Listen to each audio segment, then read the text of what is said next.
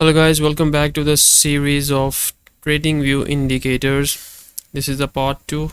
Today we are going to discuss the advanced decline line indicator. If you go to the let me show you Tradingview, go to the indicators, and on the second number you're gonna find out advanced decline line indicator. Now what it is, let's understand it.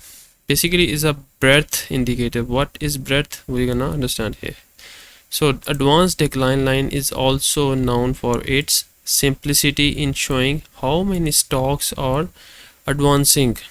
Okay, how many stocks are advancing as compared to how many stocks are declining. So might be it's a difference between how many stocks are increasing and how many stocks are declining per day. This indicator is used to study market breadth. In other words, what is it? Breadth, how healthy the market is as a whole. Okay, if the advanced decline line is sloping upwards, if the advanced decline line, the indicator is sloping upwards, it means more stocks are advancing than declining. If it is sloping downward like this one, it means more stocks are declining. Now what do we have to look for?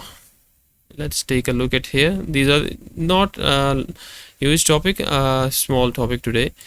There are 4 interpretations we need to look for. Okay, advanced line number 1, what is that? If the advanced line and the asset itself is trending upwards, then what happens? A situation where the advanced decline line and index are both trending upwards, it's said to be bullish. Okay, when the price and the ADL, advanced decline, is both moving upwards, then the price is bullish. Next one, if the advanced decline line is declining as well as that index, whatever the asset is, and that is the next scenario. For example, the price is going down as well as the advanced decline is going down, so that would be a bearish scenario. Okay, third one, let's take a look at the third one and the fourth one. We need to look for the divergences. Here it is bullish divergence and that is a bearish divergence. What it is? A situation where the advanced decline line, which is the indicator, is trending upwards. Okay, it is trending upwards, but the index or the asset is trending downwards, is said to be the bullish divergence. So what happens? The decline in the index or crypto asset or whatever it is driven by the decline in the minority of stocks. Therefore it indicates that sellers are losing their conviction. So sellers are not they are not looking for selling. So this is the bullish divergence. So we're gonna look for the charts. So here if we take a look, let me zoom in a bit here. Sorry guys, last here it was the yesterday's topic, so I forgot to delete that. So fourth one, advanced decline line trending downwards. Okay, the indicator trending downwards, but the price is moving upwards, is said to be the bearish divergence. Here the increase in the index is driven by the increase in a minority of stocks. Okay, so let's take a look in the charts. We will find some examples. Here I have found you see here, if we take a look at here, the price was, this is the indicator. Okay, and if we take a look at here, let me draw the level from this area, okay, to this area. That would be perfect. Okay, this area, yeah, that would be good. So if you see the price is making high lows, you see here, but the ADL, advanced decline line, is down, it is sloping downward. So what happened after that? The price went down. Okay, this is the bearish divergence. Okay, bearish divergence, where the stocks moving down, the advanced decline line is moving downwards, the price is moving upward, which is a bearish divergence. And what happened? The price went down.